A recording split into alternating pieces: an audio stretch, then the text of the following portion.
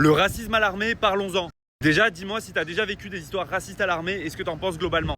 On m'a identifié dans cette vidéo pour que je réagisse. Parce que si tu le sais pas encore et que t'es pas abonné, j'étais officier dans l'armée de terre pendant 5 ans. Et aujourd'hui, je suis coach sportif et j'aide notamment beaucoup de jeunes à se préparer physiquement pour l'armée. Et je dis aussi la vérité sur l'armée, ce que j'aurais voulu savoir, comprendre sur l'armée avant de m'y engager. De mon point de vue, attention, je suis blanc, je sais pas si tu l'avais vu, l'armée est pour moi un berceau du vivre ensemble. Mais dans l'armée, il y a un gros souci, c'est en fait le fonctionnement de la hiérarchie. Faut comprendre que quand tu as un connard, le connard il peut se retrouver tout en haut avec tout le pouvoir. Et surtout, l'armée a tendance à attirer des personnes qui veulent du pouvoir parce qu'ils sont frustrés dans leur quotidien. Et cette personne-là va rester avec tout le pouvoir et peut faire un petit peu ce qu'elle veut. Et la faire sanctionner, etc. pour ça, c'est très très compliqué. Donc mon point de vue, c'est que l'armée, c'est top pour quelle que soit ton origine. Il n'y a pour moi pas de racisme de manière globalisée.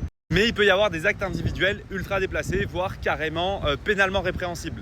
Personnellement, j'ai entendu extrêmement peu d'histoires à ce sujet, j'ai vu extrêmement peu de comportements déplacés. Et ce que je trouve agréable à l'armée, c'est aussi que tu es beaucoup plus libre sur ta parole. Un mec, tu lui fais une blague raciste, ça passe en fait. Et ça, peut-être que certains vont pas être d'accord avec ça, mais je trouve qu'aujourd'hui, ça manque un petit peu dans notre société. Maintenant, débattez en commentaire, dites-moi ce que vous en pensez. Peut-être qu'il y a des histoires que je connais pas qui sont ultra graves, etc.